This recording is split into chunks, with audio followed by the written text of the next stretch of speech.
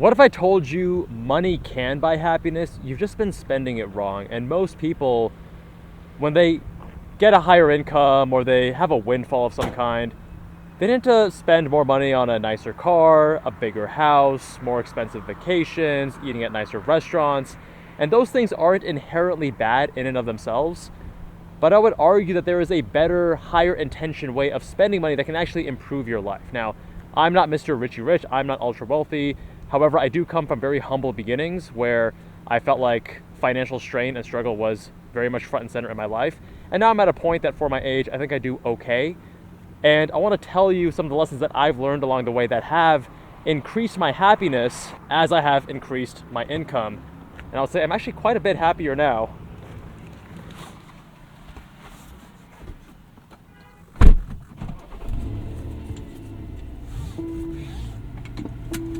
It's very much monkey see, monkey do, and next thing you know, you're living a life that doesn't align with your values, you're keeping up with the Joneses, and not actually happier than you were before you increased your income. I'd argue that spending money is a skill, and rather than spending money on things that look good but don't feel any better, I want to talk about how do you spend in a way that does actually feel good. So that brings us to part one. Monkey see, monkey spend. We have these things called mirror neurons. When you watch someone else enjoy a product or an experience, your mirror neurons can light up as if you were the one enjoying that, right? In a vicarious kind of way. And, oh nice, Ferrari.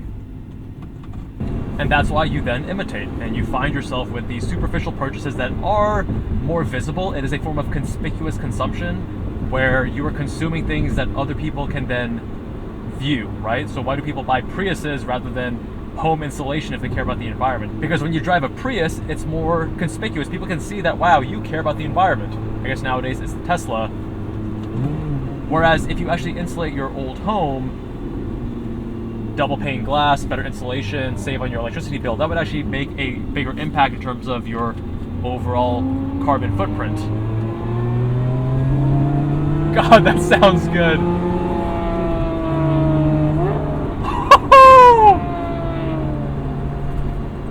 My buddy just got a new exhaust on that thing, and it is absolutely wild. So now let's talk about the framework. How do you actually think about spending money, right? Which is, first identify your values. What do you want to prioritize in your life, and what does money mean to you? For some people that is stability, security. For some people it is fame, notoriety. For some people it is love. It can mean a lot of different things. What I tend to value in my life is convenience and health.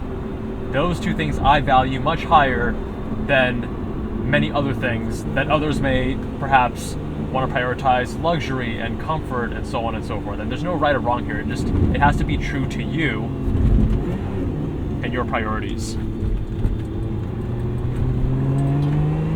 And this then allows you to view spending as problem solving, where you begin asking, what are the things that hold me back from maximizing those values or from truly enjoying myself? What are the problems, the areas of friction and frustration that I do not enjoy in my life? Because rather than adding more positive to things, by removing some of the negative from things, I'd argue that actually moves the needle more so on your happiness. So part 3, I want to talk about some of the purchases that I have made that align with my values that actually feel good and have brought me a lot more happiness than I would have ever expected. So number 1 was actually purchasing my daily driver, which is a Mazda CX-50. And before the CX-50, I was set between an IS500 and a BMW M340i. So how in the world did I end up with a small CUV when I was considering these sports sedans?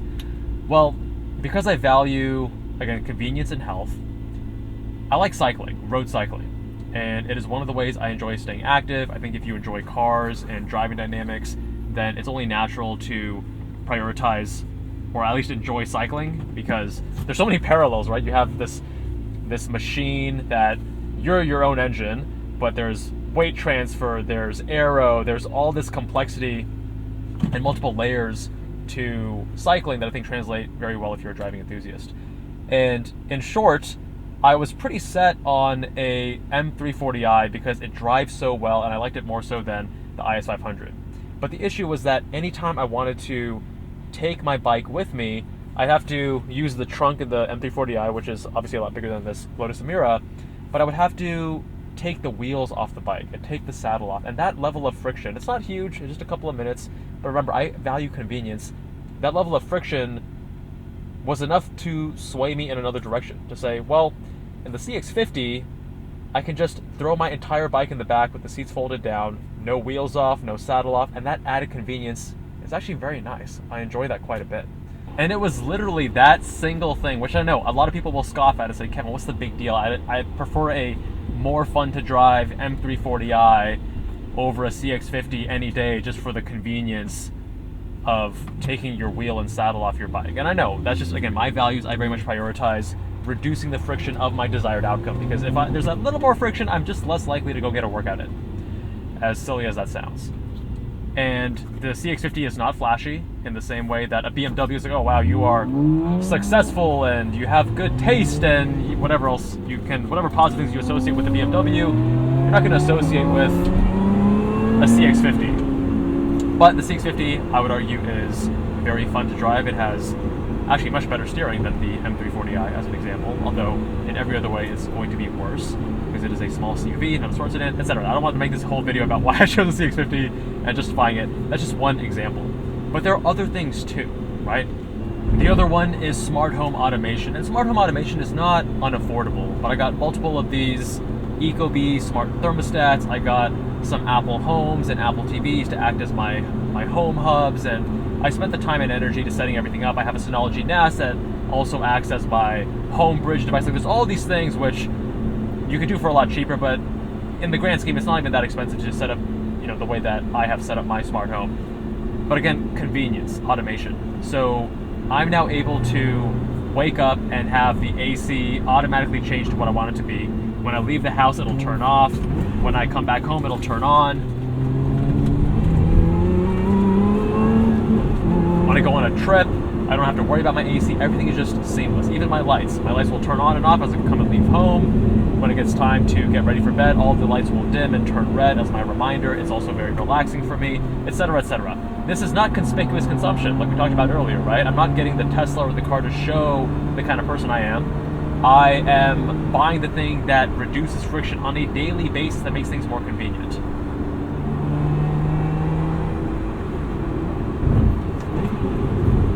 And conspicuous consumption is something you need to be mindful of, but to act like nothing even influences you is also being dishonest. So as an example, I love watches, and I can tell you how the Speedmaster, the history of the Moon watch and how it was originally designed for motorsport, or even the Daytona, it was 1962, and then 1963 they added the Daytona before it was Le Mans, and all this stuff.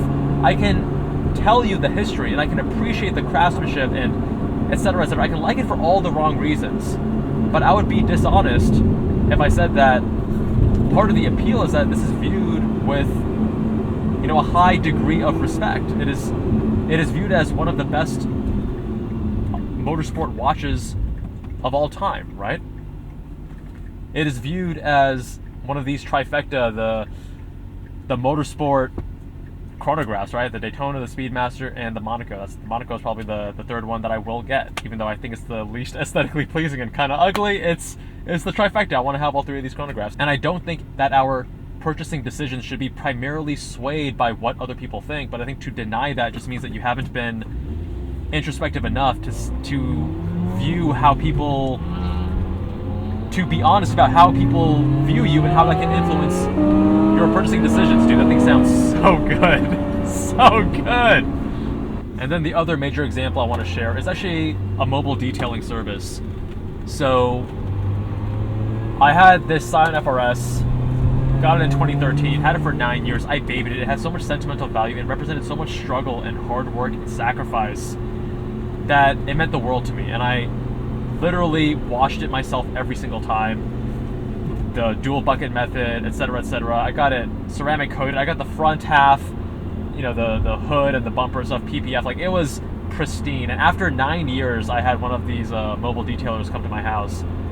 And he was shocked when I told him that it was 9 years old. He was like, dude, this thing looks like it's right off the showroom floor. It was impeccable, immaculate, and I had always garaged it, or when I was in apartments, always put it in a carport and have shade.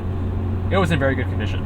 And then I sold it, and I was like, why did I put so much time and effort into that car? That's just not right. And I didn't even enjoy the process of washing the car in the first place.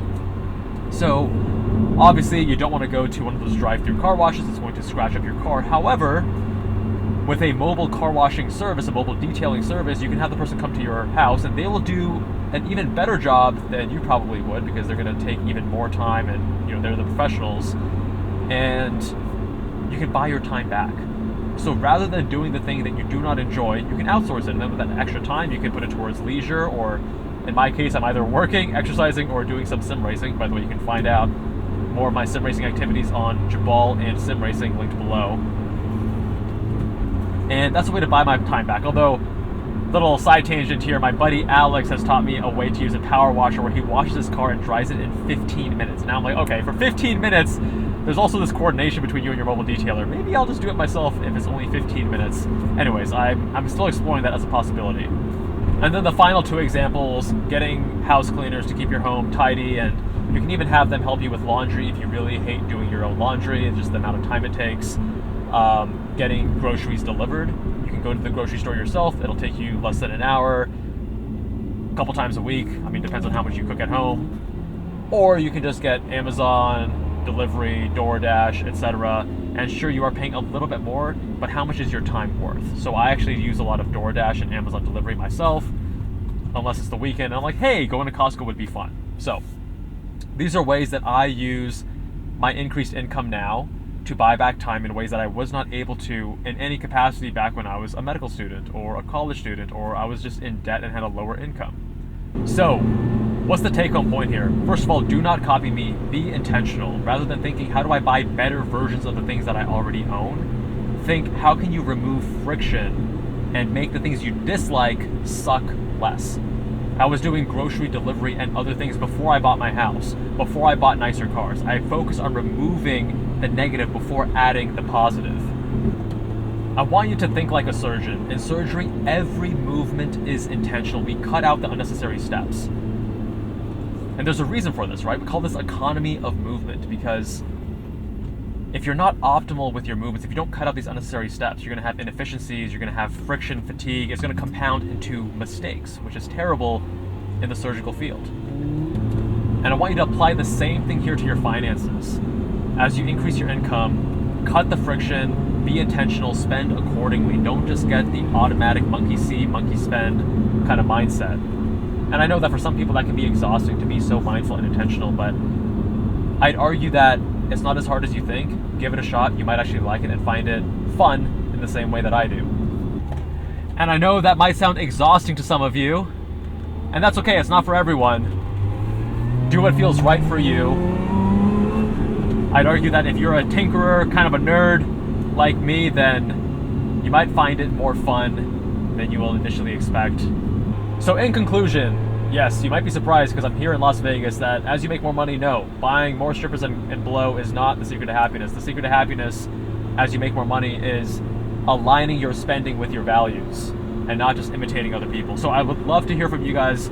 What is one thing that you have purchased or used money, whether it's an experience, removing friction, etc., that has improved your life and brought you happiness? Drop a comment below. Much love, my friends, and I'll see you all in the next one.